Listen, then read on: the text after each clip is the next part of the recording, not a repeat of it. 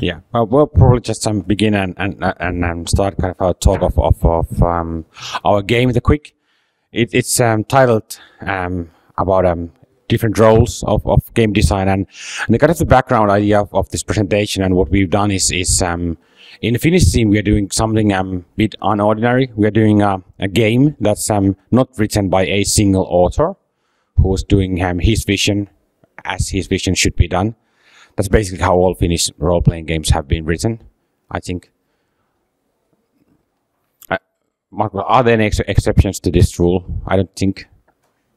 Even kind of games we have earlier published have been written so that one writes and another one edits, so it's kind of I think there are two people making the the other one is making the pictures, so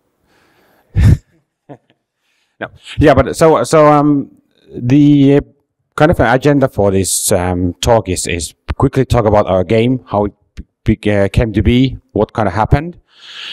Then we have a small chat about what's the game about, how it works, and then we move to the actual kind of bread and butter of this presentation about using kind of agile methods or lean methods for development. And we have a warning. I could have promised tips, but it's mainly warning about kickstarting. And then some questions, which Markus already kind of started this with. But as Topi asked, we can keep this kind of really interactive. So whenever, just shout. Yeah. The people here would be Teemu, Petri, and me, Ville. We are the writers of the game. I'm the lead designer, so basically I write all the text and they just kind of comment it. In reality, I think 5% of the game text is nowadays from my keyboard. So, in addition, we have some people working for us. There will be Sope, who's our producer, who will be coming here probably later if he's not doing something managerial, as I said.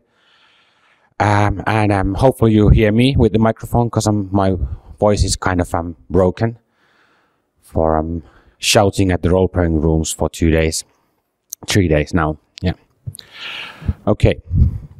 So the initial idea for this game became like 2 years ago in a summer vacation. I was reading Anna Jansson's Stumsitterguden. That's almost Danish. That's Swedish, right? A book about basically the book that kind of I think inspired the True Detective's first season, or at least the first 5 minutes, because it's kind of rightly copied from the book.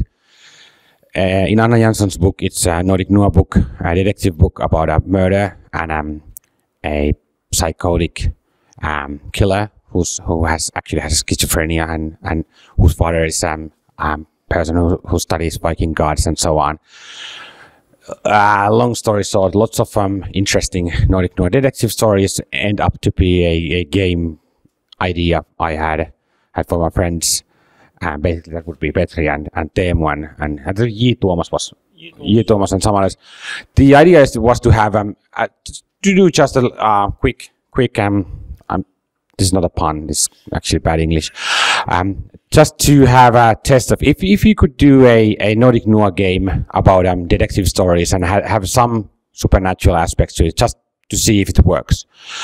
The problem was that it was actually the first game idea I've had in ages that really worked, but it was missing lots of components. And a bit later we were playing at some gaming convention or a small kind of cottage convention, and Petri had his game called New Horizons. New Horizons at the time, today called Plus H, because some damn probe launched by NASA had that name, and I can't use it because Google won't ever find a game called New Horizons ever. Yeah. So coming there, Petri had this beautiful mechanic that said that designed kind of modeled how the classic World of Darkness game mastering works. It kind of made that mechanic, and from those ideas we decided that we actually should make a game called The Quick. Here, I'm kind of scooping these slides like really fastly, but to kind of paraphrase the game we are making, it's a game about Nordic Noir ghost stories. Do everybody know what Nordic Noir actually means? Is there somebody who wants to kind of have discussion of Nordic Noir? Okay. Nordic noir would. What do I mean with it? Well, I would mean the Anna Jansson's Tumsitter-Kuden. You should read it. It's a really good detective story. No. I would basically mean that if you've seen the Millennium movies, the Girl with the Dragon Tattoo and so on, those to me would be the classic pop culture idioms of what is Nordic noir.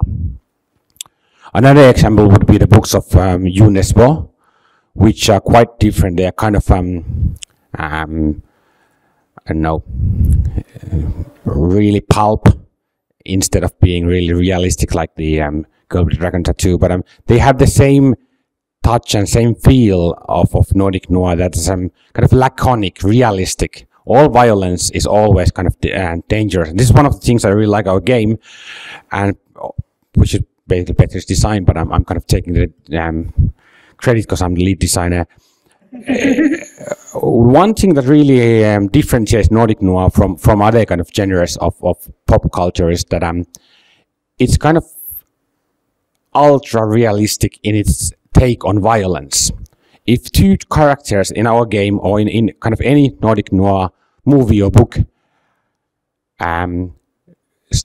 decide to settle their scores with violence, if one character takes out a gun or decides to punch another character, it always leads to the same conclusion. One of them is dead and the other one is in jail. It always ends to that conclusion. Or it might be that the other one is coma and the other one is in jail. So actually our game works so that each time you actually want to have a violent confrontation, you either succeed without having the confrontation, or you succeed and the other one is in, yeah.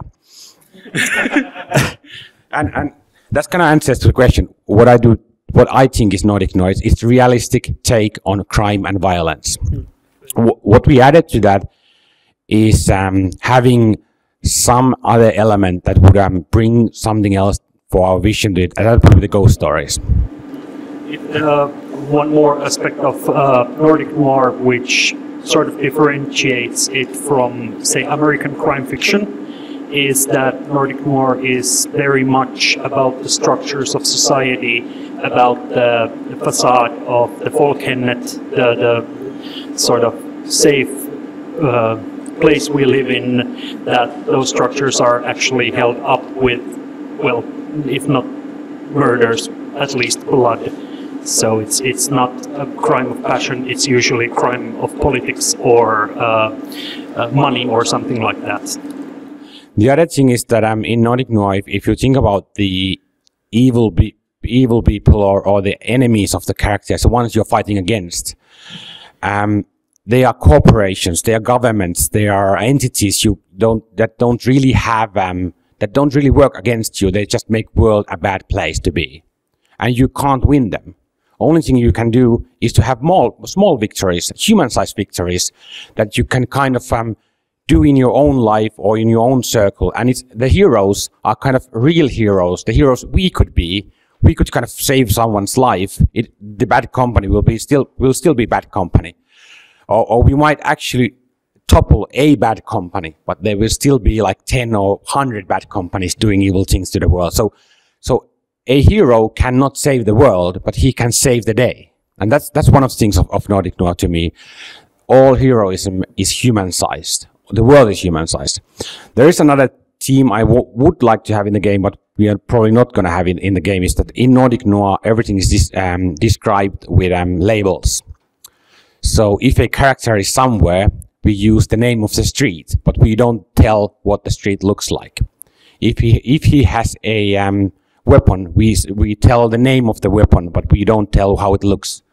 And again, if he buys a car, we say the name of the car or the brand of the car, but we don't say how that car looks. So that basically the reader has to kind of imagine everything from the labels. It's an IKEA chair. It's a boss suit, and that's all you tell about the stuff that there's. But that's not something we probably will have in the game, because it's really hard to use. Yes, and that's more up to the GM, and it sort of pushes many people away from the traditional, let's be very vocal about how we describe certain things in the fiction. So we probably end up just suggesting it, but not sort of enforcing or pushing it for even further. So it's just, well, this would be a nice thing if you would do this, and then leave it at that. Yeah. So from that on to the premise of our game, or the game we are designing, the idea is the characters are these heroes, these human-sized heroes who fight against the evils of this world. In this event, or the case, they would be the ghosts that are left by the horrible things that people do. If somebody is killed, an echo remains. The characters think that echo is supernatural phenomenon, and they might even kind of try to fight it using occult means and so on. But the game doesn't really state, does supernatural exist, or are the characters just kind of trying to fix psychological issues of their own. Yeah. but the game master and the players can kind of choose if the supernatural does exist and if the ghosts are real. But the game doesn't really go that far. Well, it has some guidelines to go that far, but it's kind of kept open. So the game is about these heroes, these people who actually want to solve crimes, who want to stop these evil things happening, want to appease the echoes left by dead people, left by violence. And basically, this was the concept for my original game and about a year ago. And from that on, we started iterating on ideas how to build it and how to fix it. And the original idea from that came on to fixing these archetypical or kind of character classes. What are the character classes of Nordic noir? And we had a list, and from that on we started kind of expanding and finding out who are these heroes, what are the heroes, who would be doing this thing. And this is actually the first thing that kind of gave us the tools to make a game that doesn't work so that just one person writes this. Originally, I wrote something like 9 character concepts. 5 of them are in use. We have 7 now. And when I wrote a concept, I sent the concept to Petri, who then wrote a I don't know what do we call it, concept from that, or draft something. Draft, yeah. And then Petri sent it to Teemu, who wrote one pager. And then we kind of came through it, and we put from those kind of building blocks, we built the 7 concepts of the game. Those would be a seeker, the classic protagonist from the Millennium, and many other Nordic noir stories. Their reporter, the one who makes blogs and wants to find out what's really happening. The second one is spook. The spook is another very classic one. It's the detective and our take is sort of bit more influential person than just your regular beat cop, a forensic specialist, or someone working for a national, Supo in Finnish, in Finland's case. One of those bigger agencies, the bureaus, who has authority, but who then somehow ends up finding out about this echo phenomenon and then becomes a part of the quick finding out trying to do justice.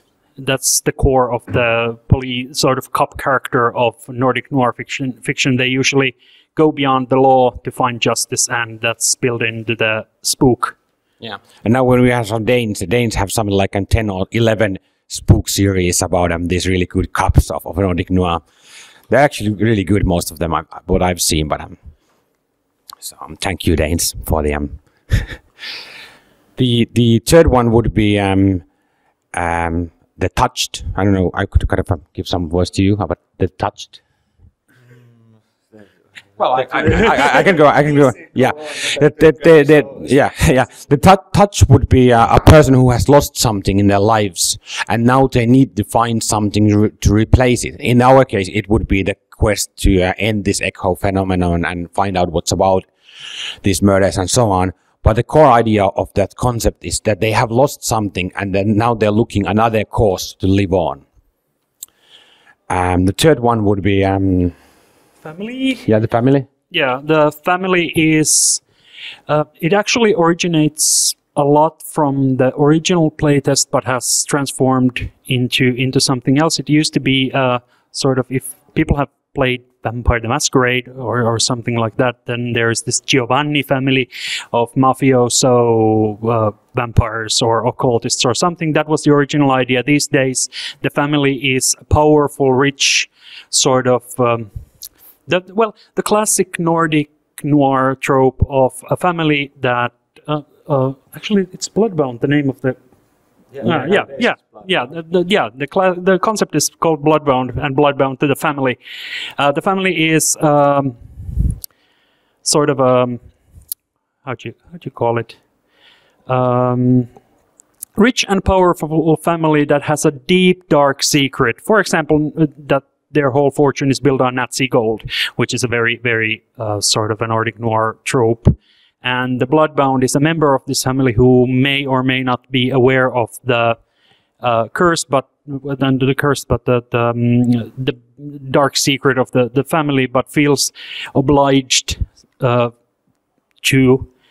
do good to sort of balance the scales. Feels guilt for their heritage or some other form of sort of character that has sins of the father laying on their backs or something. Yeah. On this, actually, I'd like to kind of interrupt for it, because one of the topics we really want to talk in the later is this agile and how we are building this game and so on. And here's a good example of that, because in the original game, in the really original game, the concept for the Bloodbound was that I finally found out a concept that's not a Giovanni, that's something else.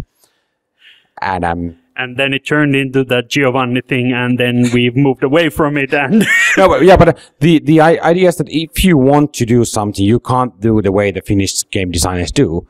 Because I designed this beautiful, perfect concept of an occult person who wants to know about the what's happening beneath these echoes and murders and so on, who's not at all at Giovanni. And then comes in another developer who thinks, oh, this is so cool, this is like Giovanni. And you have to work with that group. The group has somehow to go over that. As kind of a lead designer, I can't stay with my original idea, because one of the developers kind of finding something else to build on from the idea, even if it's kind of totally off my idea. And that's something we haven't really been doing in Finland, because at that point in a traditional Finnish game design, the main designer just says, no, you're out of the team. I've seen this happen kind of 8 times or 10, so it's the way we work normally in Finland. So the fifth concept would be the old soul. This is my favorite concept, and another example of how game design works in a big group like this. And the old soul is a person who has seen so much, he has become immune to the effects of these echoes and these murders and so on. He doesn't really need to care about them. And this is something I really loved. It was, in my opinion, the best concept ever. And our producer said, it's crap. Petri said, there's no content in this concept. Teemu said, I can't write anything on this concept. Today, in a game scenario, a player said, this is just what I wanted from this game. This is the best ever. I was like, yeah, somebody understands. But really, these concepts, they're really hard to communicate if you just know in your head what's cool about them. A person might find out them, but nobody else in your game group might have any idea about what's cool in this concept. Nowadays, it works. I think Petri is kind of well aware how it works and kind of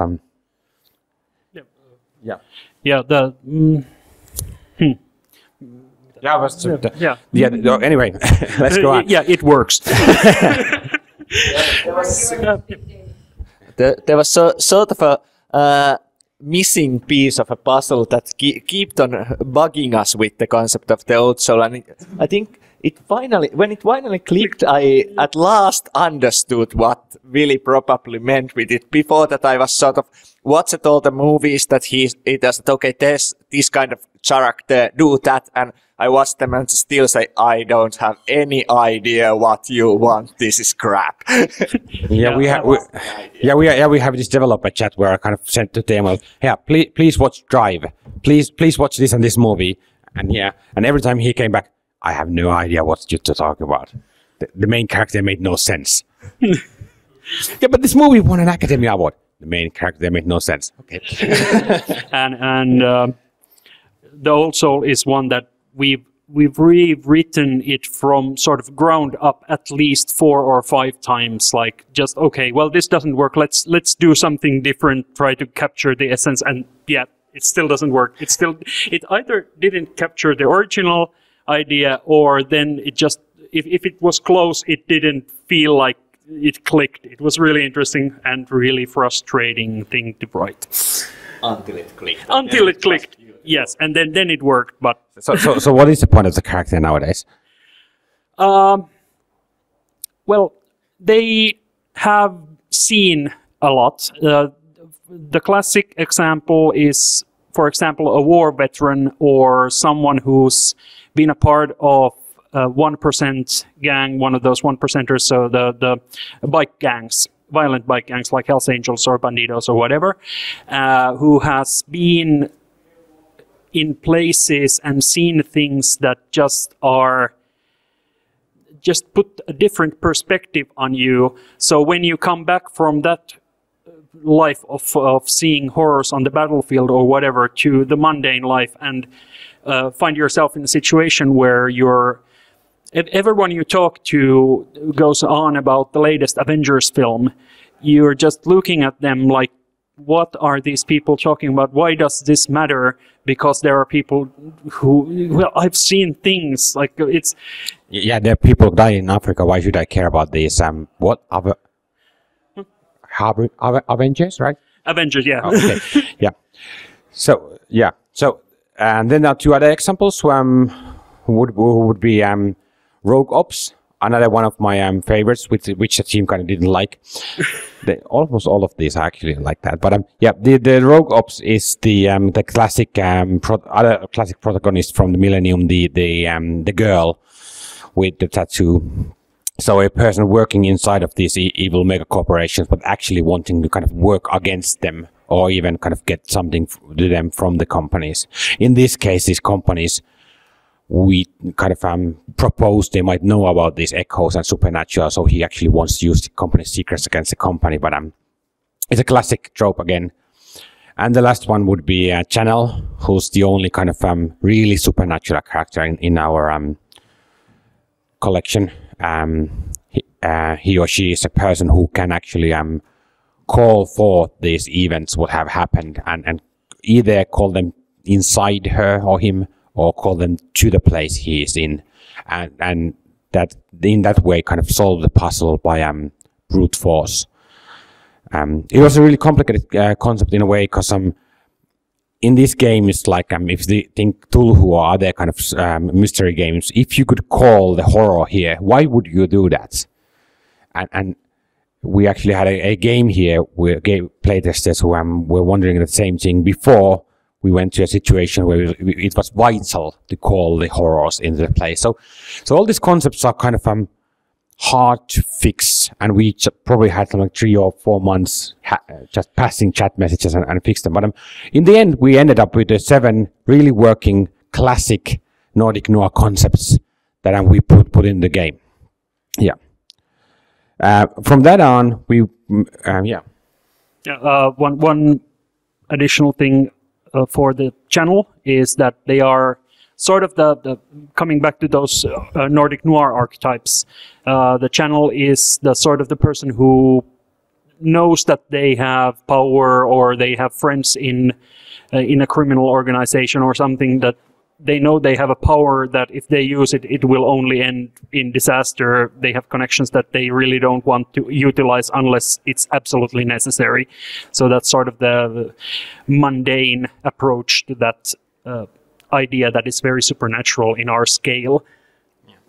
So to get these characters done and get this work done, the basic idea was, as I said, it started from the concept I wrote. I wrote few lines saying it should be this, look these movies, and from that on we made a concept which had, as Petri just said, what is this character in Nordic Noir? The channel who can control supernatural in Nordic Noir is actually the person or the doctor who can give drugs and is actually using drugs because he's in control of the opium or the heroin.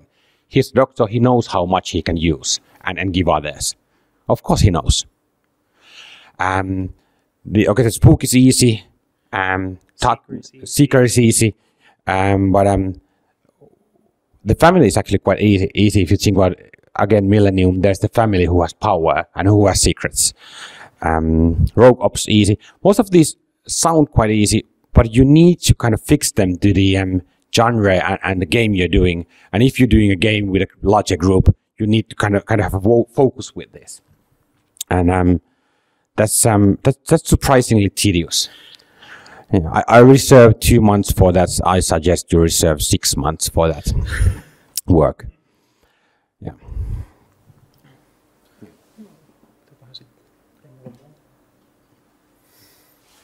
Yeah. So this is kind of the basic idea of the game and the characters we made and what the quick is. It's a game about these people who hunt these ghosts and these murders. We could go on and move to the talking about actually working in the group and how we work and how it all happened. Does anybody have any questions about the game itself at this point? Topic. I was wondering, skip this if this is too much or something you wouldn't want to do, but would you give me and the audience a show how you work concepts? If I pitch you a concept that we would have a quick goes a little bit the way, and there would be an 8th concept like sleeper agent. How would you comment on each other? How would you move agile? Yeah. Form an opinion on this one, like having sleeper agent concept as an additional on this proposal. And Ville, you can start pitching because this is your idea. Yeah. So how it would happen, I would make a document in Google Drive as I suggested. It says sleeper agent. It probably would say something like this for character concept, sleeper agent. I would probably put something like Tink, and then I would say Tink and sleeper agents would be in a movie like or a series or probably I would say Tink.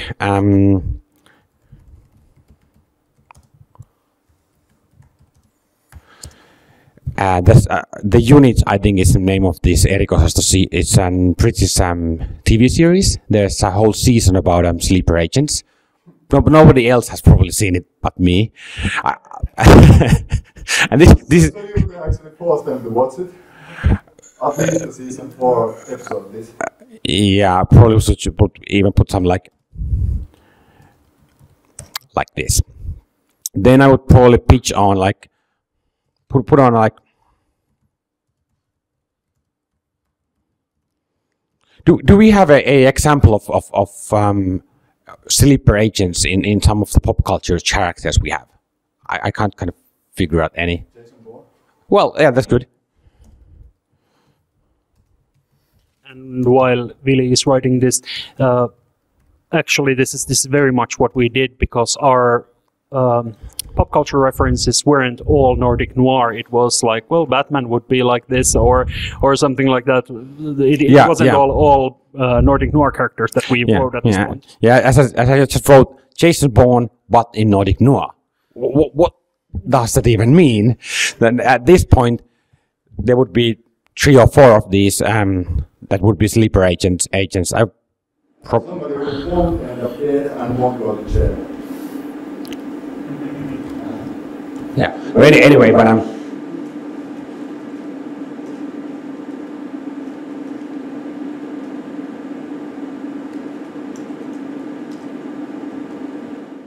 well, so I would put on something like this, and then I would push it to Teemu, probably, saying, and I want to read a 2-paragraph example of how this character would look.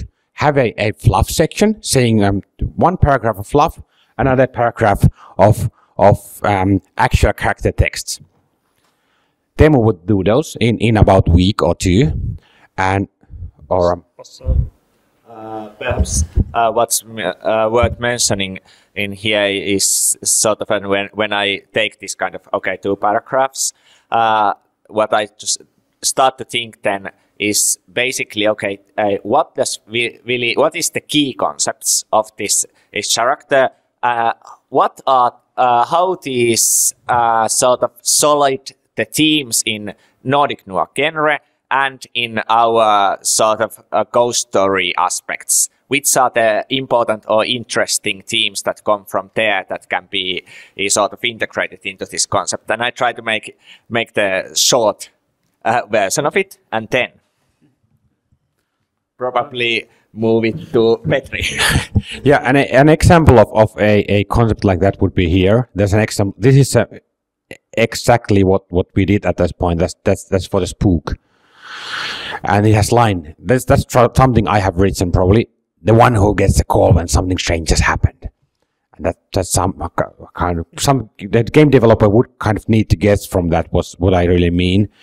There's some text on it, what it like. Then there's kind of this is one of the important things we did. We did foils. So what other character concepts kind of spoil this concept? So in this sleeper agent again, there would be it's exactly like spook. It's just in hidden, and yeah.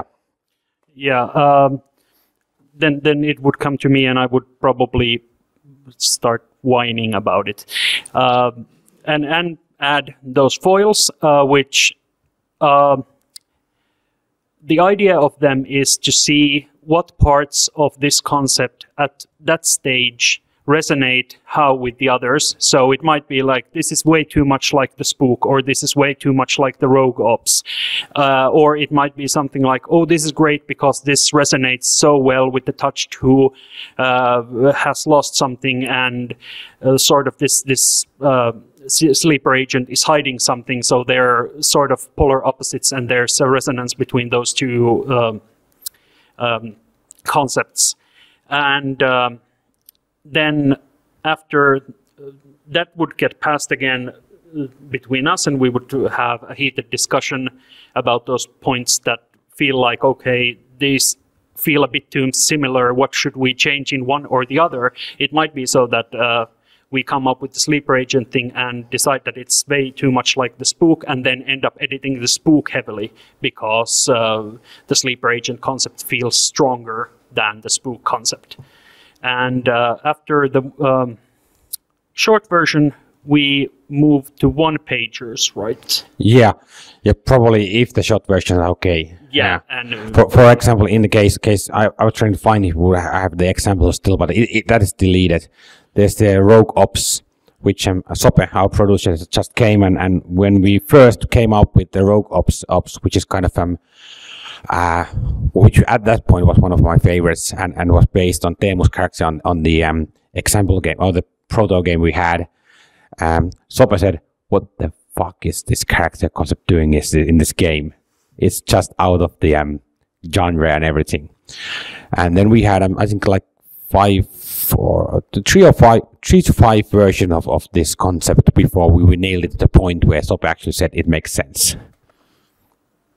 And that really is why we have production crews kind of saying these things to the team.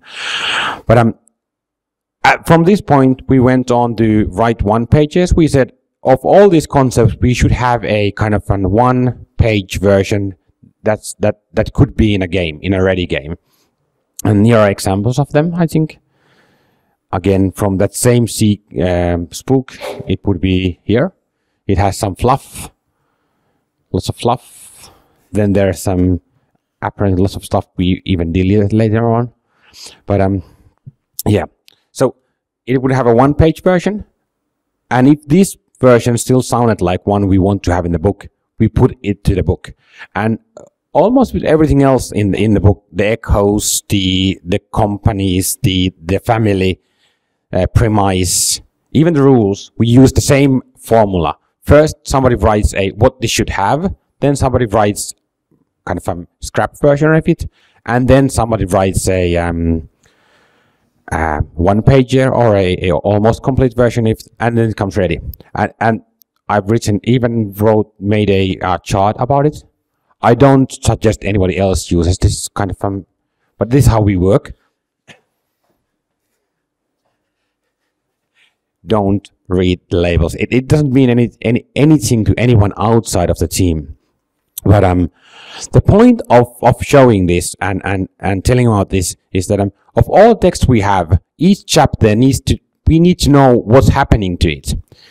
And I made the chart to kind of tell how the text flows. But from the kind of structural example, it goes to concept phase, and from that phase it goes to beta phase. And at some point it goes to a publicly or almost public available version. You ask Markus, we probably will have a game test version in about a month or before the end of next month. It would be the RC in the version. Yeah, but that's kind of how we work with the concepts, and that's how our team works with the text. In this actual draft of the book itself, you can see some of the text in some stages. For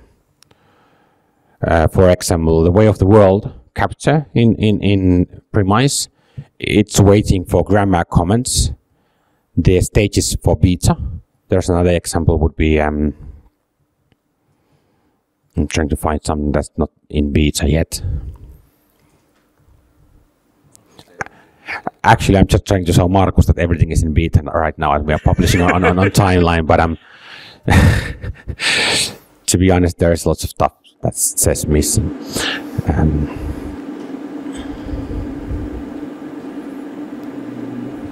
You can do word search if you want. I can. You can.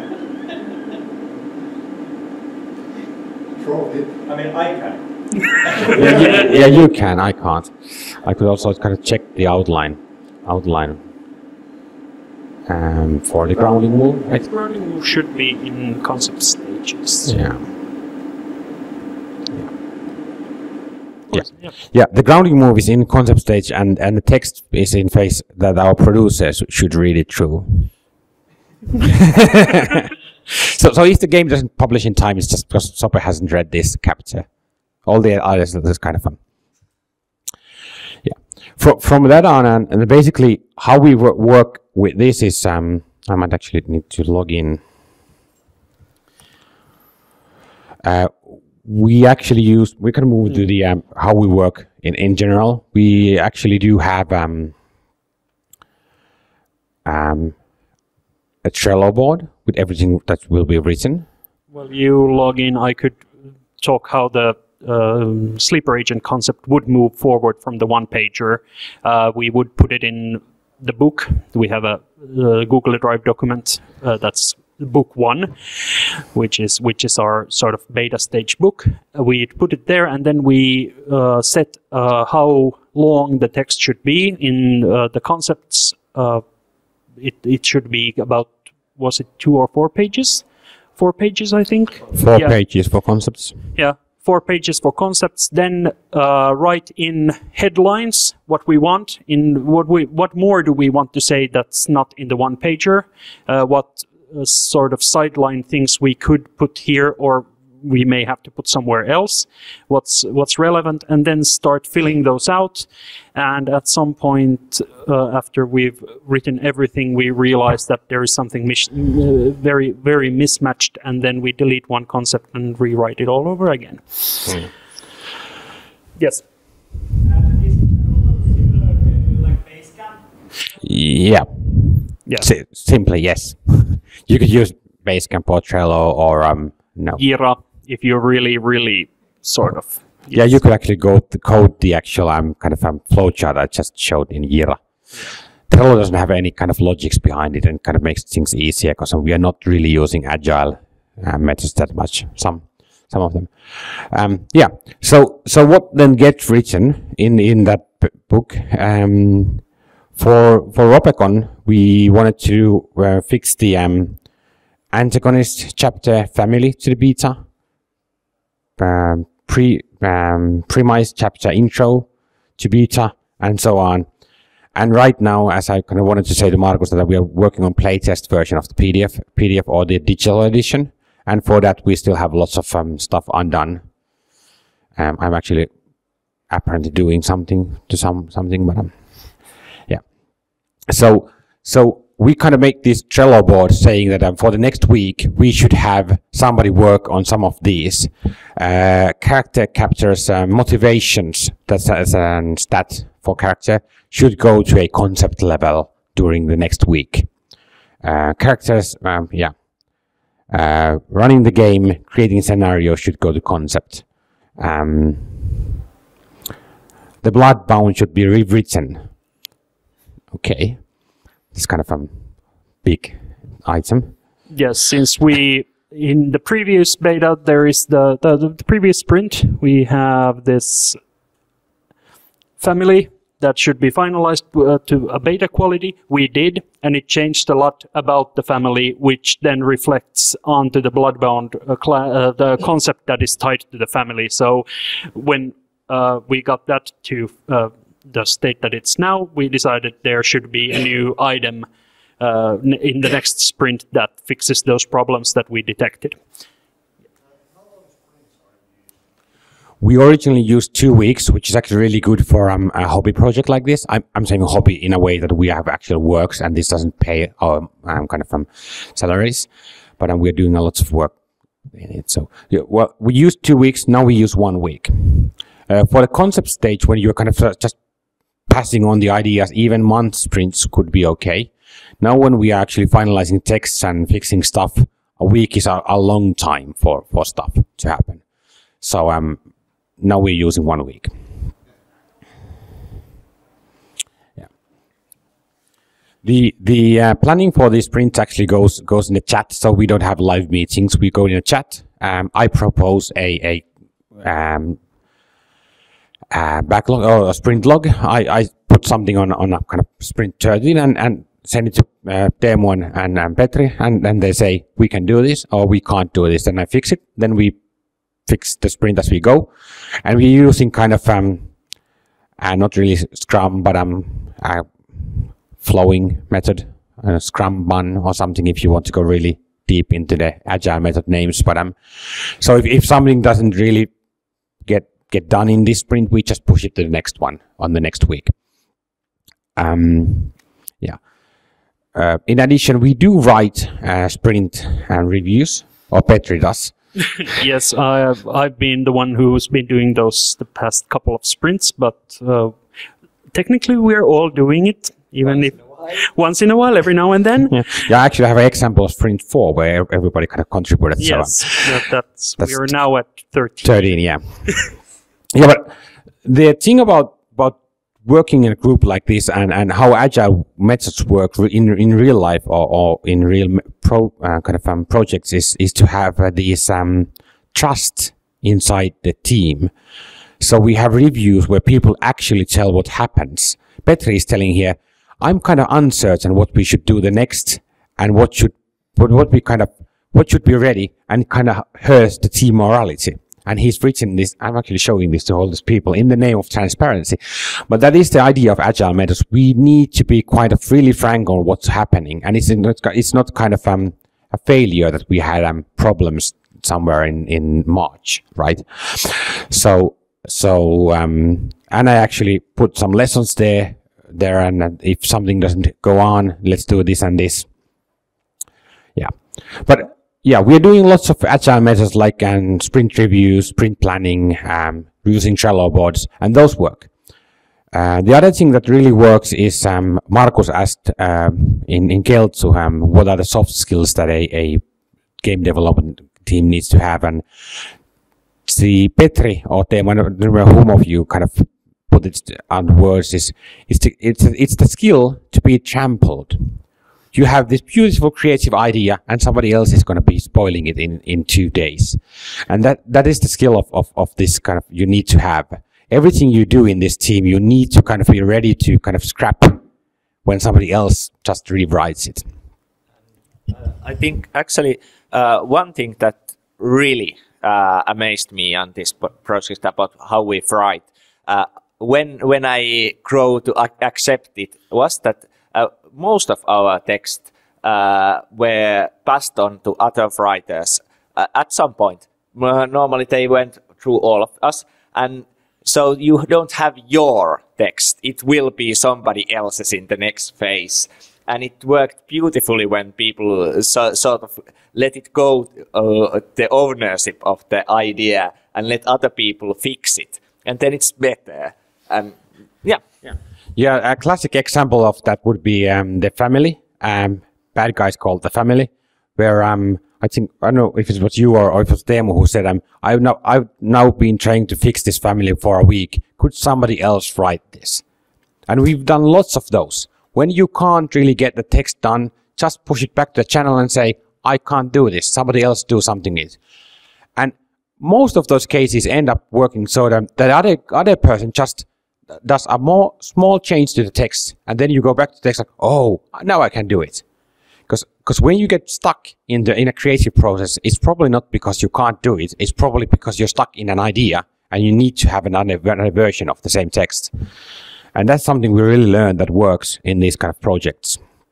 So I would suggest if you want to make a game with many developers, don't do the American way where you actually have one lead developer who just sources text to a content providers. And don't do the Finnish way with only one author who doesn't really want others to write, but do it in our way. So anytime you kind of get stuck, you kind of push it to them and them make some magic on it and it becomes really good.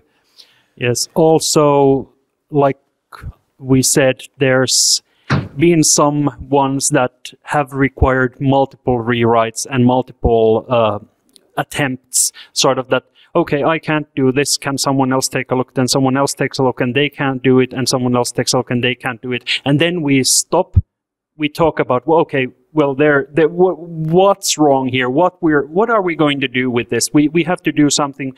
We think about it together, and then after a couple of hours in chat, we decide, okay, well, you try to do it completely differently.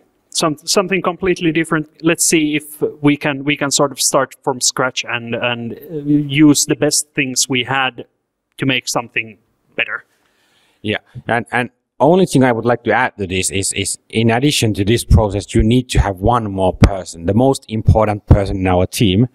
As you saw, we had this label saying Sope, and would you, Sope, please tell me what you have been doing for the book? Okay, hello everybody. I mostly, when it says my name, I get an email, check this. I check it and I say, it sends, this makes none. And then they get pissed off. Then I tell them, okay, I have to explain and do this, this and this. Or we might meet and they have lots of ideas, but they don't have sort of structure. So we met with Ville and I said that you should put this before this because it makes more sense like that, and put this before this and get rid of this. And yeah. So what we're trying to say is not that you need the guy who kind of mostly says okay to the documentation. You need to have the guy who's outside, who has the kind of out of the box view, who doesn't kind of participate all that kind of inside communication. Yes. So need a publishing. Yeah. So we're talking in agile terms, he would act as kind of a product owner? Yes. In agile terms, I would be the product owner. Actually, I think he would be the business manager that the product owner reports to, or something. So somebody who's totally outside of the development cycle. So mostly Sope comments to the development channel saying, I haven't been reading this for a week. I've dropped out of cycle. Please tell me what's happening. Or he opens the documentation and sees his name, and under it he puts two letters, okay. That's most of the things Sope does. And it's priceless. It's totally priceless for the team. Because in the event Sope says it doesn't work or it doesn't make sense, it means that somebody outside our team can't understand what we're doing. And we can't anymore see that.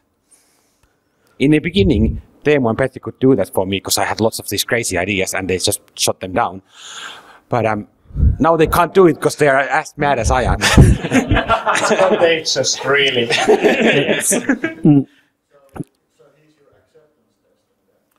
Oh, that would be better. Yeah, he's our Q&A lead. Yeah, yeah. We actually the stage is called Q&A. So we say Sope in the documentation, but in the chart I show you it says Q&A, and he's kind of the Q&A, and he says if it makes any sense. Because I don't want to design anything for this game. Nothing. But I have been doing one thing. It was they had been throwing ball to each other about this. It was something about game mechanics. Yeah. And they were like, okay, write this, and then it said my name. You write this. Yes, we had 2-sentence long, very important bit of text in the very core of the mechanics that we just couldn't get right. It was like every version we did, it felt wrong. It sounded really bad to one or the other, and then we tried fixing it, and eventually it was like, okay, we have Sope. We can actually tag him here, and since he's our final say, he could do it from the outside probably better than we could, and that's exactly what happened. Yeah, it was. I looked at it, and it was like, oh, this looks like Luke Crane had written this. It makes no sense. And then I had, okay, if you write it for humans, you had to write it like this. Yeah. Was it that?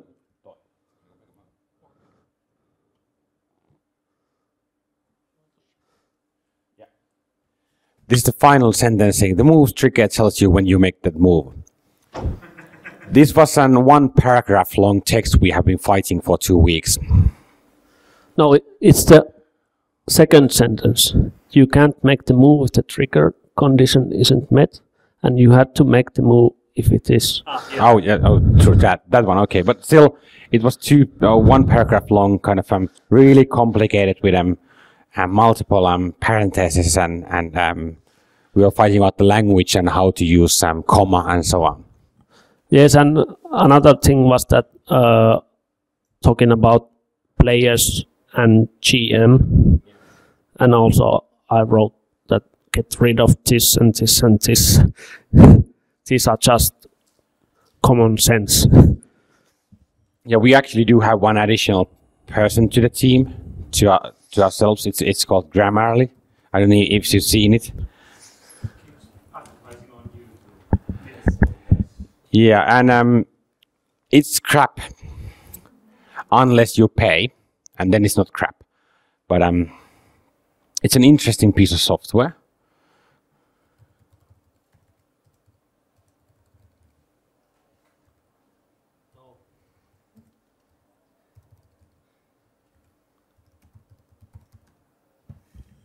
Now you know where to send fan mail.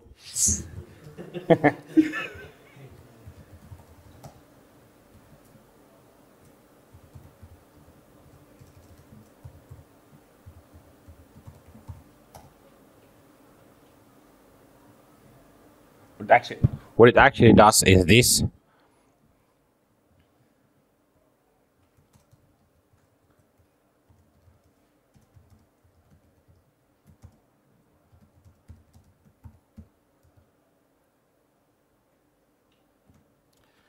What the real magic is that it actually kind of has an AI which really tries to know how English language works, because no one of us has any idea where we should put comma.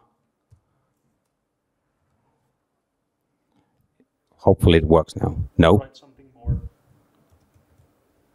Maybe it picks up. Yeah. Well.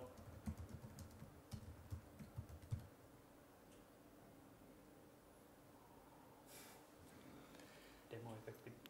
Yeah. Yeah, demo effect, but yeah. It's really good when you pay. If you don't, it's really bad.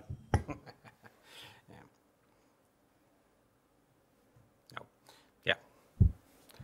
let's forget this demo. Well, yeah.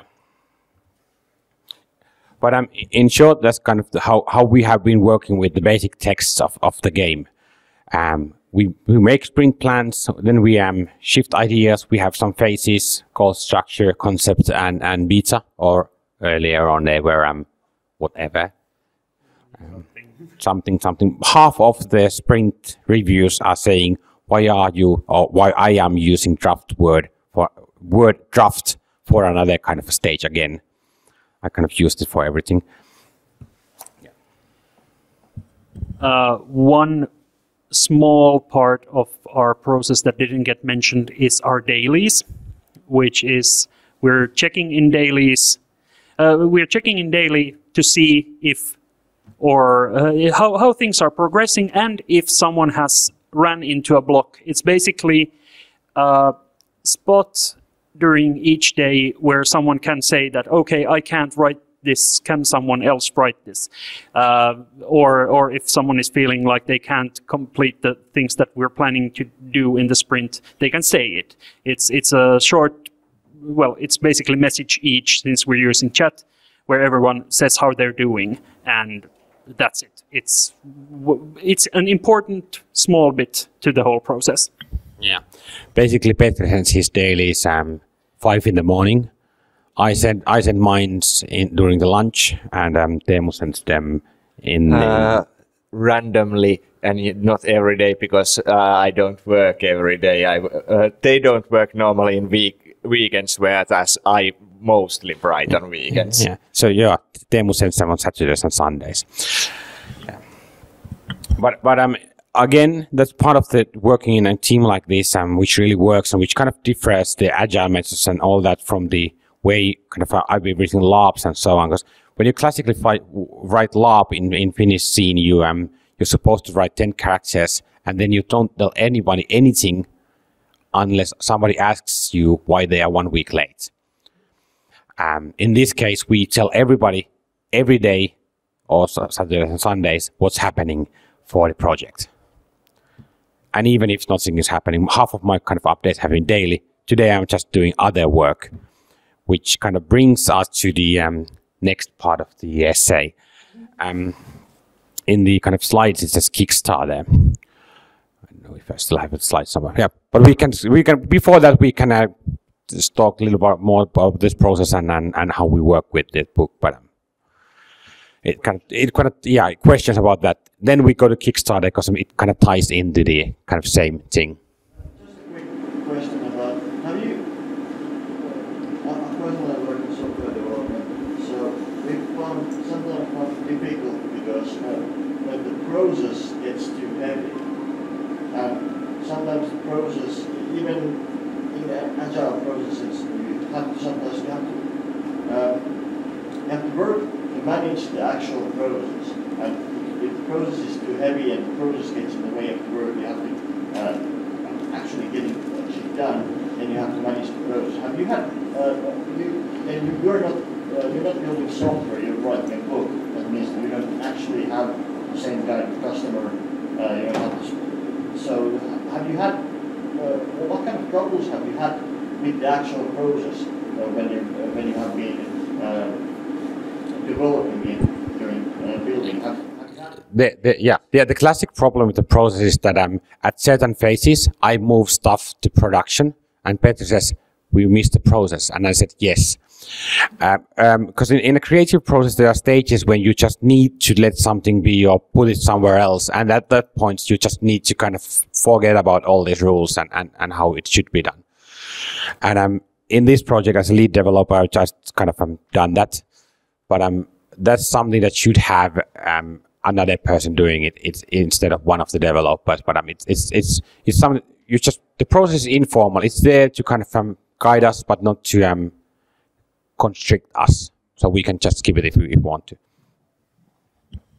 Yes, and we've made decisions to keep the process lighter than, say, standard Scrum or even Kanban or whatever, just taking out all the speed tracking, velocity tracking, or such elements that don't serve any purpose, since we are doing this as a hobby during our free time instead of like tracking our 7.5 hour day, how well we're processing. The things that we have are basically there to safeguard that we don't miss anything, and that if someone is feeling like they need help, they can ask it, and that we know that we're moving on track or we're not moving on track. Okay, from that on, we kind of could move a bit more to roles and people and so on. And the slide says Kickstarter, and it doesn't say crowdfunding for one reason.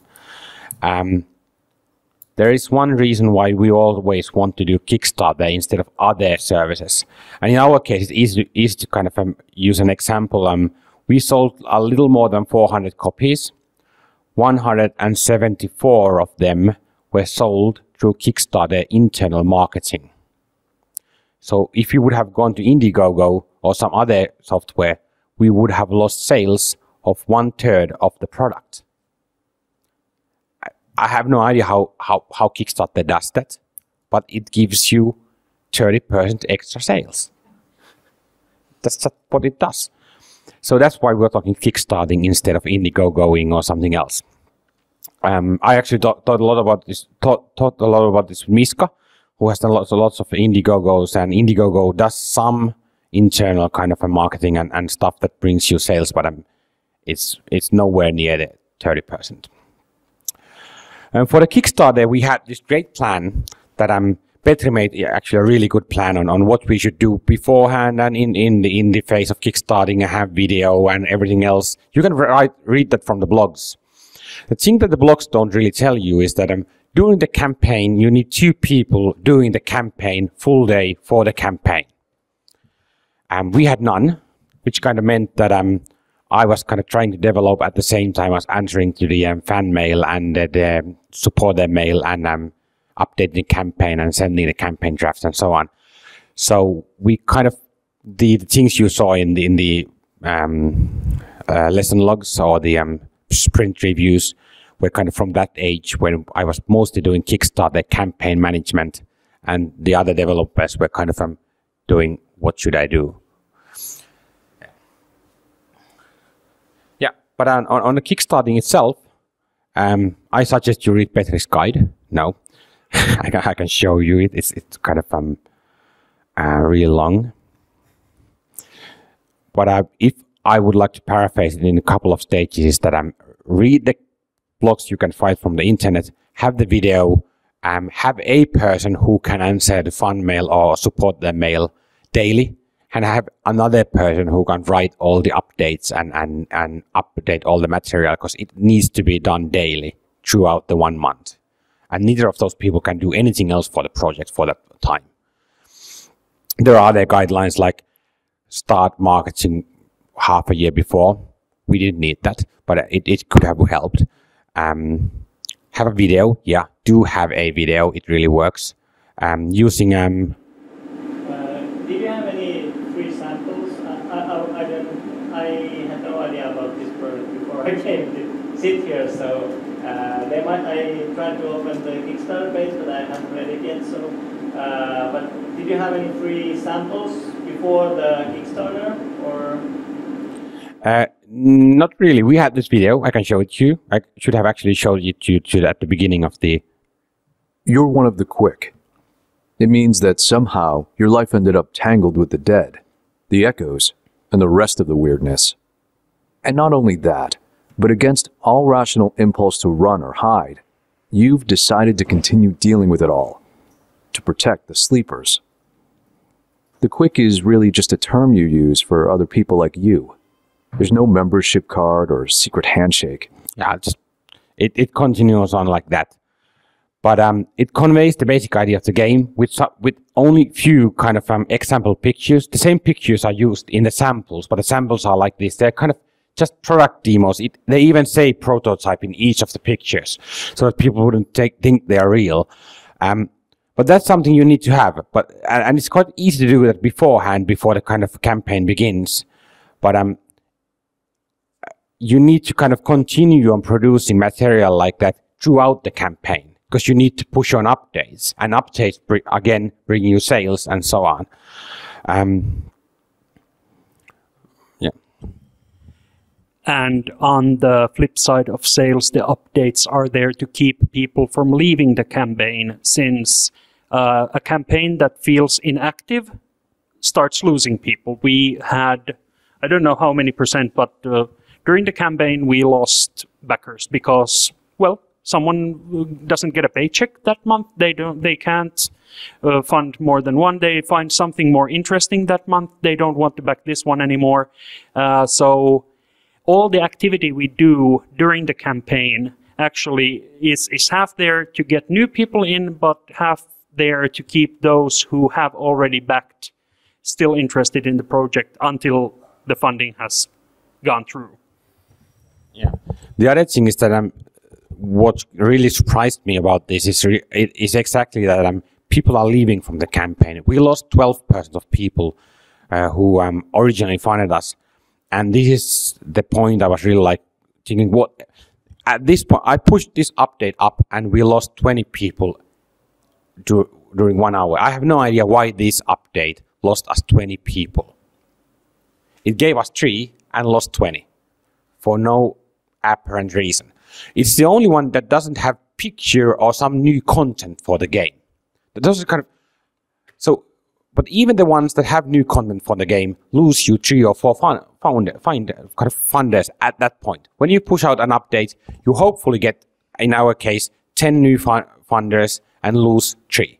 That's the best case scenario. In the worst case, you lose a bit more. But you need to have these updates, and you need to understand that each time you update something or give new material, you lose people. You will gain more, but you will lose people. And the person who's doing this should kind of be really, really outside of the development team, because as a developer, I was updating these, and each lost person hurts.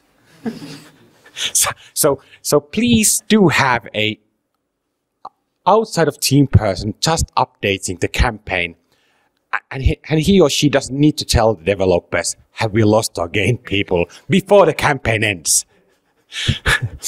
So the other thing that Petri actually kind of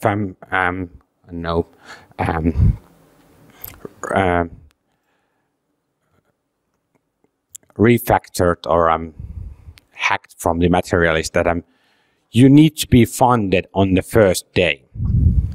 On this update, funded, which was on the first day, we got almost the double backers for that update, according to the tool, because we were funded on the first day. It has probably something to do with the Kickstarter, but you need to be funded at the first day. Otherwise, you won't get that much money. And yeah. I heard that a few Kickstarters are starting to use like a first day funding, extra rewards or something like that to get the projects funded on the first days. Yeah, we actually were talking about that because it is so.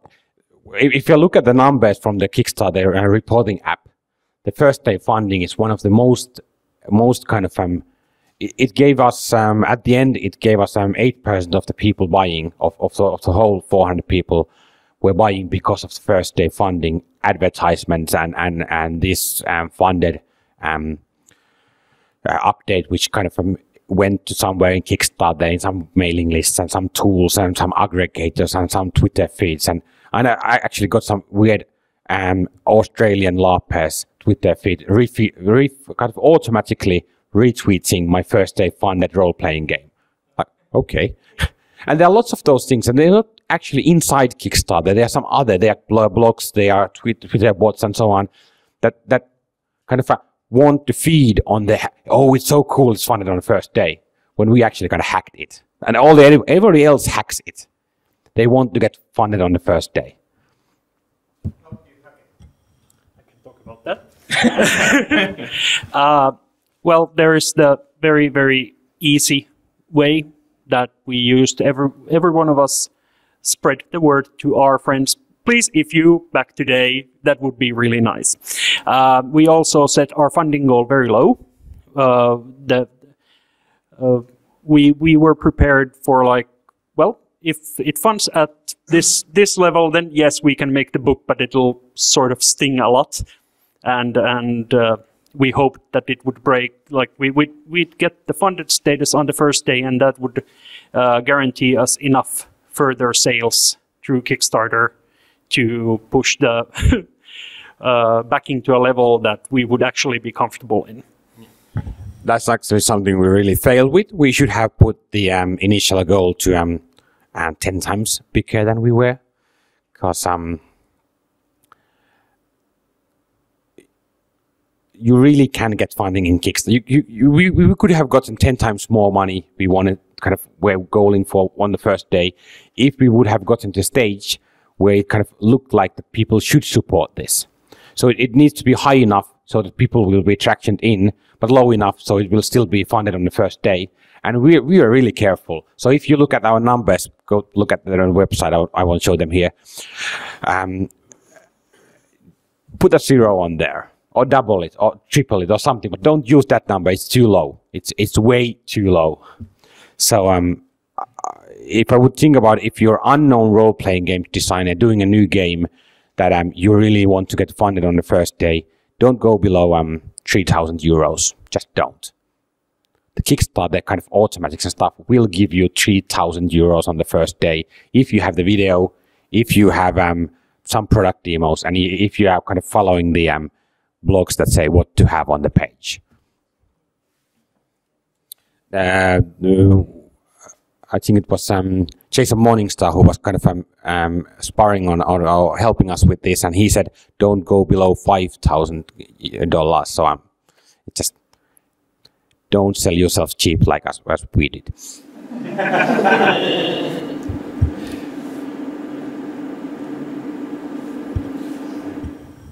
One service, in case you're starting a Kickstarter, one service that we can probably safely all recommend is Fiverr, which is the source of our wonderful speaker for the video. It's the Fiverr is a service where you can find people who do... You're one of the quick. It means that somehow your life ended up tangled with the dead. Yeah, that voice kind of costed €9. And I think it the video was shown during the campaign for around 3,000 times, so that €9 doesn't really. Even if it would have been more, but it was some sort of discount from it. It was actually a professional actor from the States who was saying that, and he had the discount campaign for €9 for new customers. Like, okay, and the Fiverr, I can show you the Fiverr, the service for the demo effects again.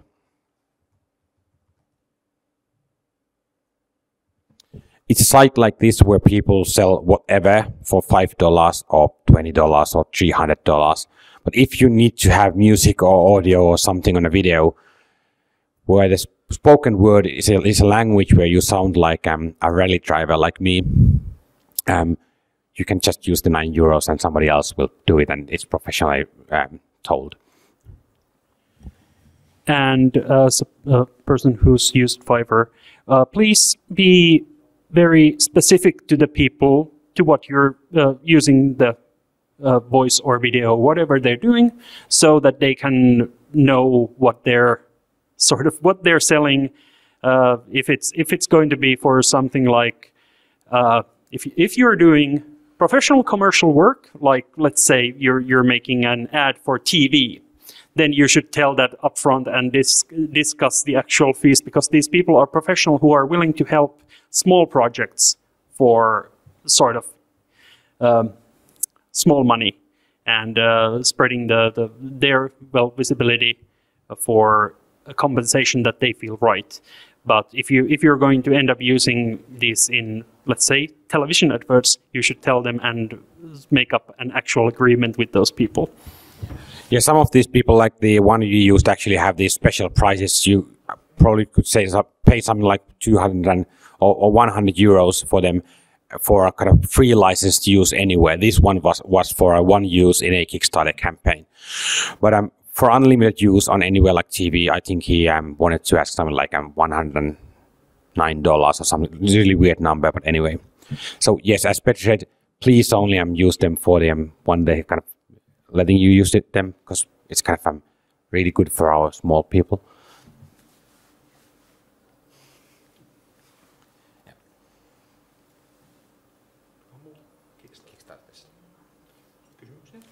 Yeah. So any other questions on kickstarting or yeah. So I see your Kickstarter is in Danish kronor. Oh, that is something that has to do with let's say European. No, well, yeah, because you can't do Kickstarter in Finland. It's illegal. Because Finnish law forbids you to accept money for nothing, and in Kickstarter you can put money without a pledge. So Finnish law for next, I think, at least 14 months will be forbidding Kickstarter. There will be coming some changes, but we don't know when they will kind of happen. So we have an additional producer in Denmark because of the taxation is kind of similar in the both countries, and Kickstarter will let you kickstart anything inside European Union from another European Union country if you have a local representative. So if it would be a book, you should go to Sweden because Sweden has really low VAT for books, but that's only for literature. So they're not saying books, they're saying literature. If you're doing game book, you could go to Denmark or Sweden. They're kind of same. So does this mean that your company is now a Danish company, or you're selling the book from? No, because of that's another European Union thing. Our company has been registered as a European Union company based on another European Union country having a business relationship inside Denmark. That's something that all EU companies can do between EU countries, and we are actually paying taxes to Denmark. So I would like to pay taxes to Finland, but yeah, you can have 24% of our sales in a value-added tax, just for having better laws. But you said that in 40 months it might change? I don't have the exact date. It was 16 months a couple of months ago. That's where I'm basing my assumption, but that's when the laws probably might change. They are working on it, and there have been some proposals. I'm not certain of the exact date, and even after that, the Kickstarter would need to have a local kind of operator. Like in Denmark, it's something some consultancy company. In Sweden, it's a an IT company and so on. But in Finland, they would need to have a local company kind of fixing all the money work. So we don't know, but the law should be changing in Finland, hopefully, and after that Kickstarter, they would need to have a local operations. But again, the tax is quite same in Denmark, Finland, and Sweden, so it doesn't really matter. I think that the typical cycle for Finnish laws to change is about 18 months, unless it's hurried through, and there's no live reason for them to hurry through a crowdfunding laws. It's basically rahankeräyslaki that they need to change. Yeah, it's in the government's kind of program that they will change it, so it should happen before this government changes. But again, politics. Well, our game has lots of to say about politics. If you want to hear it, they're kind of one of the evil guys is called the Bureau, which works for the government, for the good of the people, for the folkhemmet, the kind of social security and everybody happiness, forbidding kickstarting. Okay. So anything else for the Kickstarter or crowdfunding or funding these kind of things? Quick comment/question to this. As you mentioned that Kickstarter is not available in Finland, but Indiegogo, for example, is currently used. Yes. Yeah. Well, it should be. You can use Indiegogo in Finland, but we have no idea if it's legit. Indiegogo is legit as there is an option in Indiegogo to disable the just donation version of backing, which Kickstarter lacks. It's that one little button there that makes Kickstarter not legal to do in Finnish crowdfunding campaigns. We have also local crowdfunding platform Mesenaatti, which is very, very local. If you're doing a Finnish role-playing game, that might be one venue. But then again, like I can't even remember how many of you have backed anything from Australia's top crowdfunding platform. So it's And again, if we look at the 8,000 euros we managed to fund, again 2,500 euros of those came from Kickstarter tools they have only on that platform. So yes, you could do Indiegogo, which basically is legal in Finland, and lose that amount of sales. But yeah, why not? I think before we do too much bashing about platforms, we got like 150,000 euros with the College Business Project on illegal. So I think that's something you have to investigate on your own, what works for your game and what you're trying. That is true. That is true. And again, if you're going for Finnish market, there's no reason to go for Kickstarter. Kickstarter sells great in the States, in the English-speaking market. So as our game is in English, the Kickstarter gives us lots of extra sales. But that is correct. If you would go to Finnish market, you could go with Mesenaatti or Indiegogo, because you wouldn't need the Kickstarting extra traction from Australia and States and the UK. So did you use any kind of paid marketing during the Kickstarter, or? Yes, we paid for some Facebook advertisement. Do you know, was it successful or? Well, to be honest, we don't know. We can assume that some of the sales that came from Facebook came from the advertisement, based on reports from Facebook and Kickstarter. But to be honest, it's kind of just guesswork. So I would say 20 or 40 of our sales came from that source, but no real kind of the problem with the Facebook advertisement and Twitter advertisement and so on, it's really hard from the Kickstarter or Indiegogo page to kind of figure out if it was because of Sope just shared the post, or because I paid €9 to reshare it. So there's no way of kind of backtracking that anymore. Would you do it again? Would you do Facebook advertising again? Yes. The opportunity cost is quite low. Again, you can get huge amounts of clicks, not views, but clicks to your Kickstarter page from Facebook with the advertisements. So it's really cheap for a project like this, like €9 or €20, €21, and you get huge amount of traffic to your site. And even if it doesn't pay off, it's still marketing costs, and marketing is always kind of fuzzy, and it's cheap marketing that you kind of have to do anyway. And so if I would have a bigger project like one of yours, I would probably do Google AdWords, I would do Facebook advertising, I would do Twitter advertisements, the basic kind of social media advertisements, but then nothing else in addition to those. So if you, let's say, launch a second Kickstarter, what would you do differently? Well, I would start by first pushing an update on this Kickstarter, because that's how you do it. You push to your old fans. Now, after that, I would probably I would have a team of 3 people running the campaign from the design phase to the implementation phase and the after phase. And those people would be outside of the basic, or one of them could be in a design team, or that would be kind of a graphical person. But the kind of people who run the campaign should be different from people who run the project. You should be ambitious. Should be as ambitious as you kind of think you can pull off, or a bit more. We had a plan for all Facebook updates. We had dates for campaign updates, Facebook updates, Twitter feeds, whatever. We had all those planned. And you should do this plan.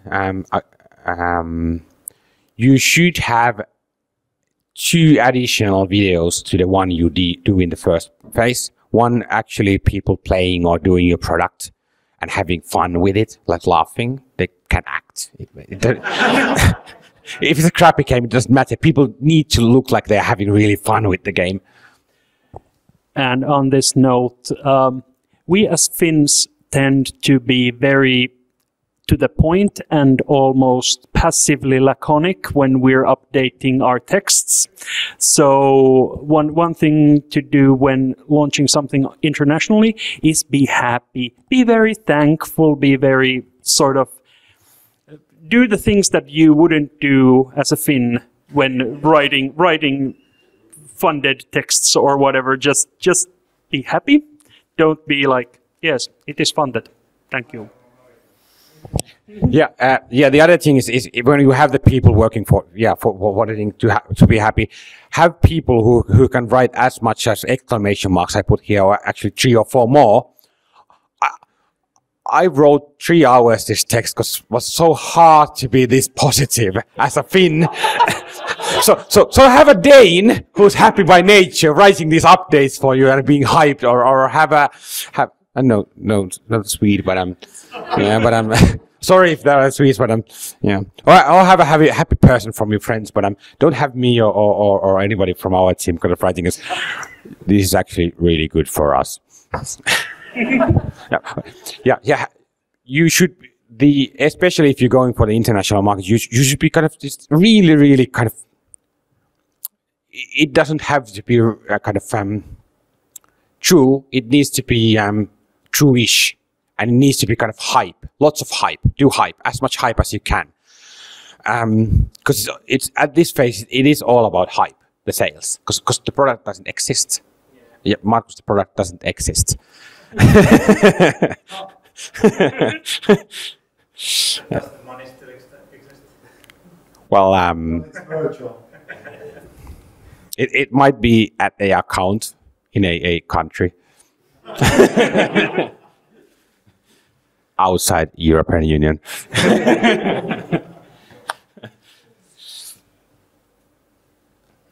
Yeah, that's partial truth at least.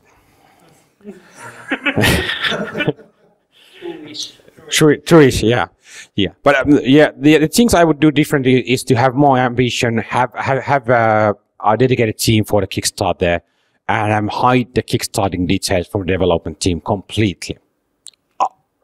I wouldn't have wanted to know. The team was really enthusiastic about what was happening, but every time we talk about the Kickstarter, we lost 1 or 2 days of development traction just because we were hyping about the Kickstarter. We could have just been kind of reading the updates as everybody else and be like, oh, it looks good. Let's hype later. Let's write now. And that's something I would do differently.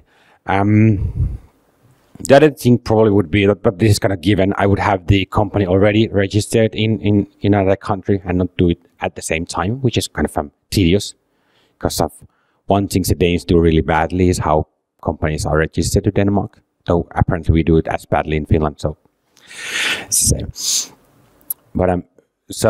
you should have kind of dedicated team for the thing. I wouldn't vouch. I don't know if Petri kind of disagrees, but I wouldn't vouch for having these timelines like year before you need to do this groundwork. I don't think those actually matter anymore. But I think that matters is how energetic you're doing at the campaign. Yeah. If we were to do this again, we are sort of doing that year before thing just by having this game. It's the sort of crowdfunding motto is that you should have a presence. People should know about you somehow way before the campaign starts, and then you should start talking about it, which would actually come naturally if we started doing something now. We would like mention it maybe a month before on updates to this campaign, like, okay, well, we're doing quick 2, the electric humbaloo, whatever, and yeah, the thing we will be doing will be a new game, H+. Well, quick 2 sounds good. but we would mention it here. We would probably talk about it, but I don't think you need to have a sort of a very systematic, okay, we have 42 days now to the Kickstarter starting, so we need to put out a cryptic update about something happening in the future. No.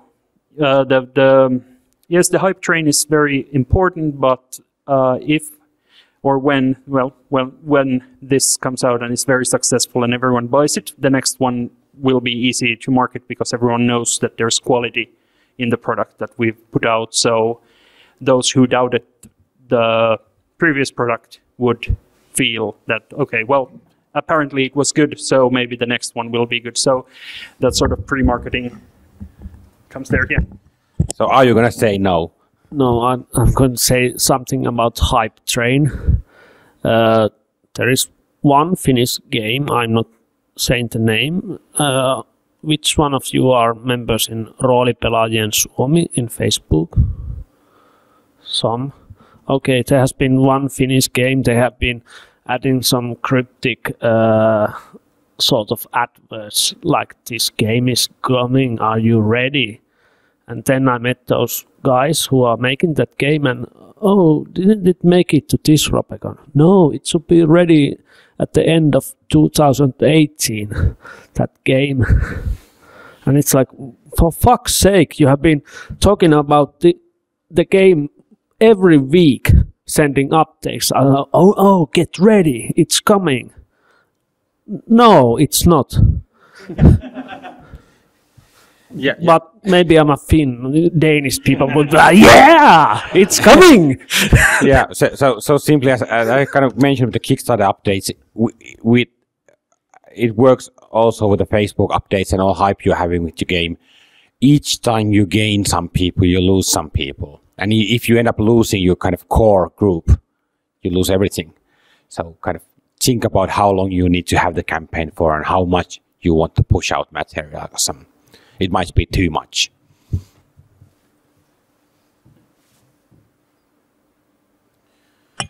Okay, that kind of that's a good point to say that we've been talking too much. Yeah, but at this point we could kind of switch back from our kind of official agenda and move to a more conversational agenda because the timeline also kind of draws to that. So thank you for kind of listening our weird talk. We had some slides too, so it was not only talking, but hopefully you will learn something. Yeah, and now it's time for more free questions on the game or something else on this topic or anything. So most role-playing games tell you character progression and superpowers and magical enemies, and the rules are about those things. And yeah, what's going to be inside your books? I mean, you're not going to have that much world material, I guess. No. You're not going to have superpowers. Well, actually, we are going to have some superpowers, but not really. So what am I paying for? What you really are paying for actually is a really weird kind of alchemy. We made with Petri and it kind of originated from both of us as I would like to call it an apocalypse world hack. It's not. It has nothing to do with apocalypse world actually. But it's kind of a modern way of codifying how the game and the gaming works without using all these weird kind of jargon stuff from D&D and so on. And in top of that, you get a beautiful setting, premise, and ideas of how to hold games in a completely different genre from others you've seen this far. Did somebody record that? I need to put it on the paper. No, it should have been. I have to add one thing. I'm making sure also that we are not using all that modern post-forge jargon too much. So we are balancing between. Well, yeah. In a way, we are actually producing a lot of setting material too. But again, if you think about it, for us Nordics, it's just telling how the world, in a way, is. We have social welfare state. You already know how social welfare state works, but we're still telling it to you because you might want to argue about it and see how it's in the book.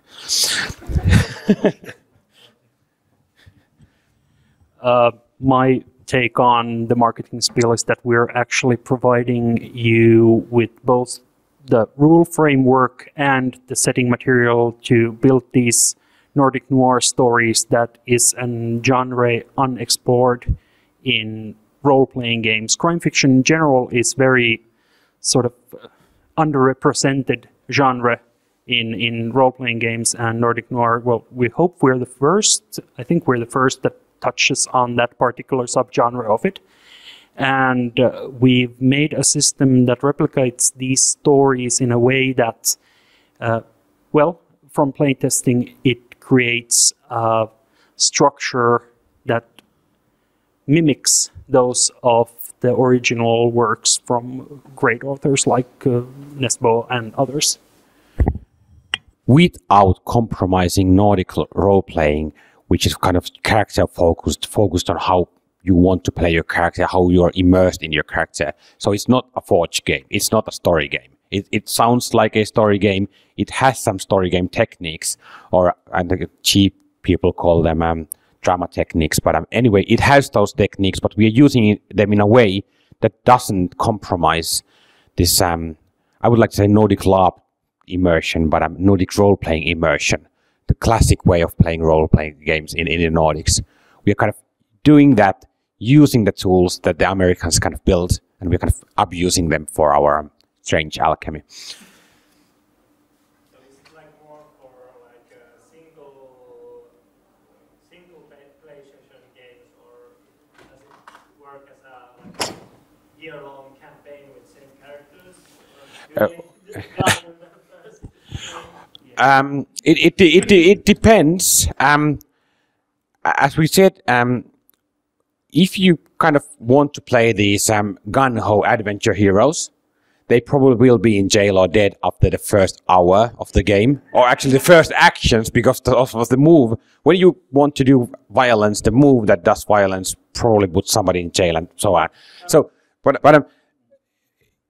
to answer the question, yes, it works for the longer campaigns. It works for one-shots. I actually think it's better for 2 to 3 game long than long campaigns or one-shots.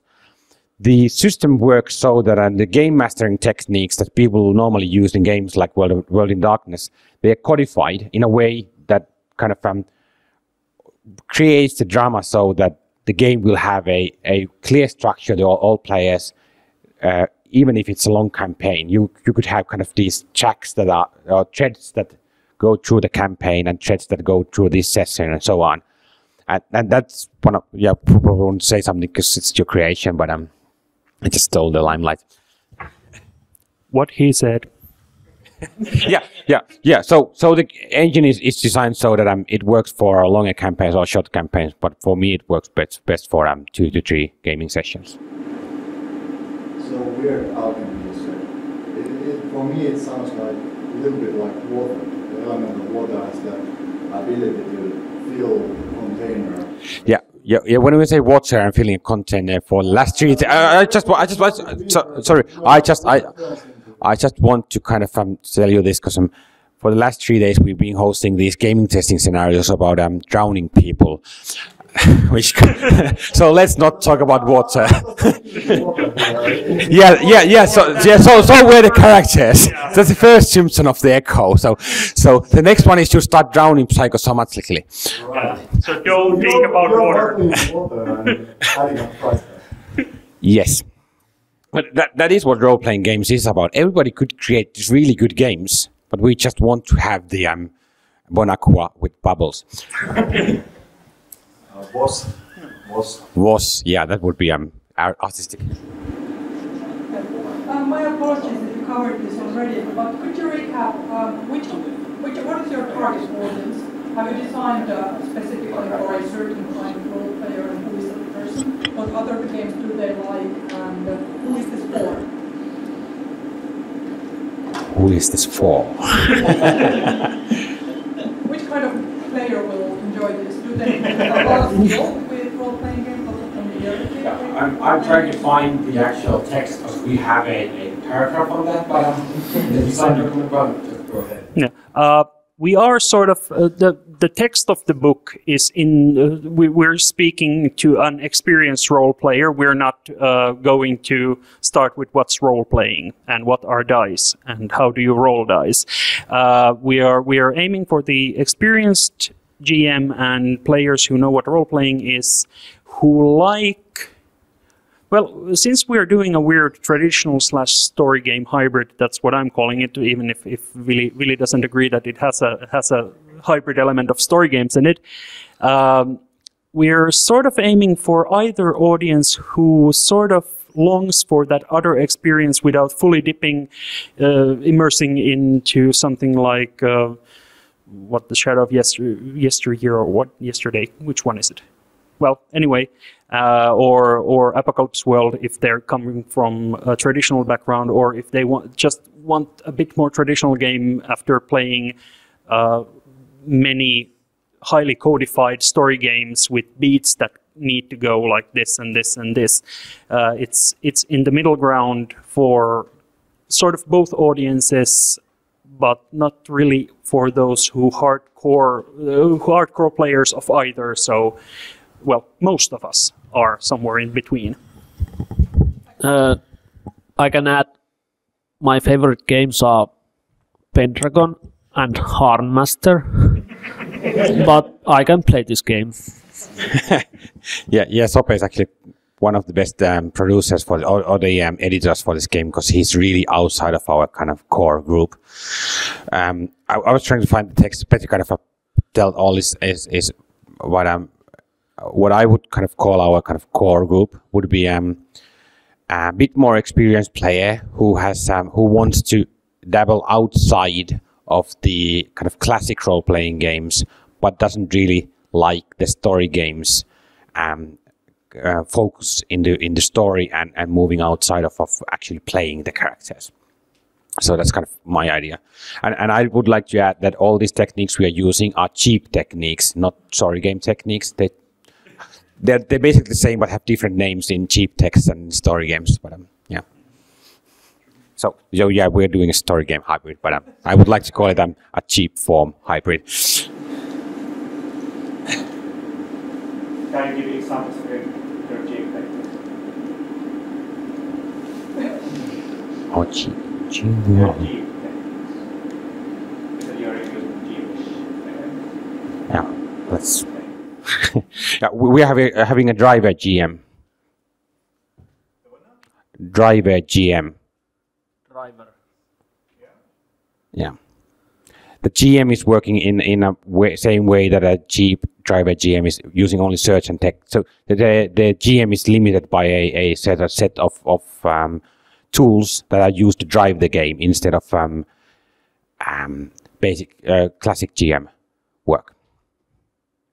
It's not written in these words in the game because cheap people are not cheap, but cheap people are really complicated in their words. Like really, no, yeah.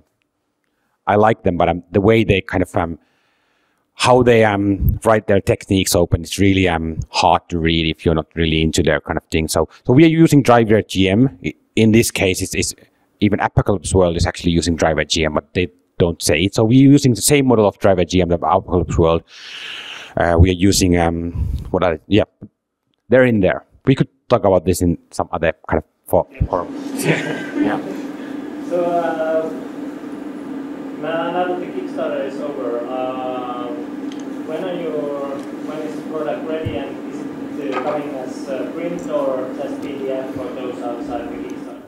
Sope might probably kind of fix me if I'm wrong here, but on the for the Kickstarter backcast, the digital edition, which is a PDF, but it's PDF intended for computers. It will be out in September. The books will be sent from Drive-Thru RPG to Backers in September. Roughly a month after that, the digital version will be available at Drive-Thru. The book will eventually be available at Drive-Thru, but because of production values, yeah, but because of the way it's printed, I don't think you want to buy it as print on demand from Drive-Thru. It will cost something like 80 or 70 euros. And it has less than 200 pages. So, but this is again one of the things that even if we are printing to Drive-Thru RPG, it's cheaper to print large batches from there. And if you go into the premium paper and the largest format and so on, the costs start to add up, and suddenly you have a book costing 80 euros or 90 euros or 100 euros.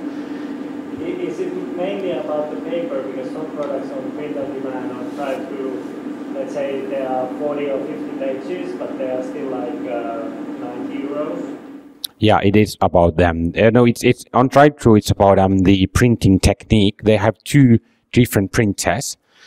The other one is offset printer they're using for print on demand, which is expensive, and the other one is digital printing. But digital printing makes crappy colors. So if you're doing black and white, the digital printing is fine. But if you're doing the premium colors one, printing small batches will be expensive. But if you want to print some like 50 copies of our book, you can do it from Print-Thru in about a year. So please do. How many are you printing? How many are you printing? About 300. 2 to 300. The price we are paying to Drive-Thru is on their page, so it's all public. Yeah, you can see how many we are printing from the Kickstarter page and add 50 to 70 to that number, and then just go through their publisher prices page. That's kind of Googleable. It's not really on public internet, but it is, and just Google it and see how much we're paying.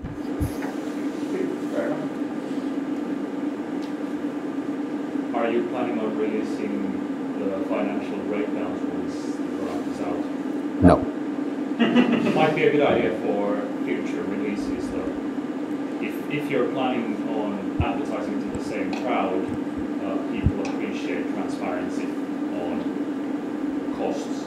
You don't need to break down who your costs. Well, we might be publishing a kind of overview of that, but it will be kind of high level. Again, Sope might kind of say if that's not, but basically there are lots of stuff that's moving, and lots of details that need to be fixed while you're doing a project like this, and afterwards they look stupid, and I'm not kind of wanting to have that conversation on why did you do that. Well, because at that time it was something we needed to do, and there were lots of questions like that if we would kind of break it down. So we might do a high level kind of if you want to do something like we did, this is how we kind of fix the money. But on a high level, like the whole funding and what did the printing cost, what did the mailing cost, what did the yeah, but that's we could do a kind of overview of that, because that's all kind of you could kind of get that from but on the kind of where we used money and how we use money, it's all kind of there are lots of stuff that's moving, and it's boring stuff that people would just use for trolling. About the Quickstarter, I noticed that you had quite a lot of stretch goals that you managed to reach. Now afterwards, what do you feel like? Did you enough stretch goals or? Yeah, we had some stretch goals in reserve. We kind of made them as we go. No, we didn't. Petri had this really good documentation how to plan a campaign. And part of planning a campaign is when you start the campaign, you need to have stretch goals yet you already are ready to kind of fill, even if it doesn't fund, and just start pushing those. So most of the stretch goals we had were kind of having an additional writer or having somebody help us with the project and so on. And they made sense for the people paying, and they kind of didn't add load to us. And then when we had I think 4 to maybe 5 guest writers. We didn't get to the campaign. We had some additional material we didn't get. Again, it's something we might later on do on a supplement, and so it's kind of all something that we are already working on. But yeah, that's something we probably could do is kind of how to page, but the internet is full of them, and I think that most of the reports are kind of start paraphrasing the how to pages. So on the kind of stretch goals, be realistic, but have lots of them, and because every time you reach one, you can push on an update, get 10 new funders and lose 3. Because I noticed that some Kickstarters they promise too much, and then they get the core book out, but the stretch goals like stretch to like 5 to 10 years. Yeah, the classic horror story of Kickstarter is someone doing a book and then adding dice and T-shirts and everything, and probably something 3D printed to the mix, and then realizing that all these things A, cost money, and B, add to the shipping cost, and suddenly they're at the point where they have tons of money, but they've actually gone to the point where they have to start paying for those additional things. In our case, all of our stretch goals were digital, so it's PDF. There's no additional printing costs attached to those, and yeah. Another thing I would like to add on the stretch goals and dice and communication. Why not to have a Finn in communications team is when somebody asks you, "Oh, cool game, will you have dice?" You could do a T-shirt. On that post, you're supposed to answer, "Oh, cool idea. We didn't think about that. We might be doing them. We'll post you an update in a week." If you're a Finn, you say no, because that's an honest answer. But you're supposed to say, "Oh, how cool idea is that?" Even if you kind of scratch that from the list like 3 times on the internal team. Is it impolite to say please? As instead of no? Asking as a team. Yeah. So if no other questions, we kind of thank you. You've been a great crowd. It's been a good conversation. I got my voice back. Thanks, everyone.